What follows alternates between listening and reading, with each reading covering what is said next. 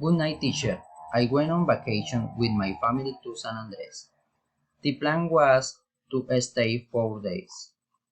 When we arrived the 13th, we didn't want to leave the airport and go to the hotel, to leave our bag and go to the beach. Nobody knew the sea, so it was a wonderful experience. After spending all afternoon at sea, we went to the hotel for dinner and we were able to go for a walk at night.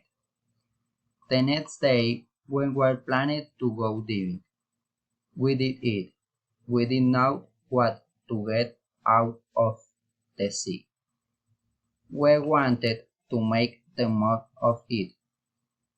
As far as possible, we did not expect that. We'll date and see again, and at night we went out to dinner at a nice restaurant. The next morning we went shopping and in the afternoon we went to the park to watch the sunset. That day we ended up very tired and we went to sleep early. The last day we went back to the beach to relax, since it was our last day in San Andres. We returned to the hotel for our suitcase, and we headed to catch our flight to the airport. It's the end of a family vacation. Thanks.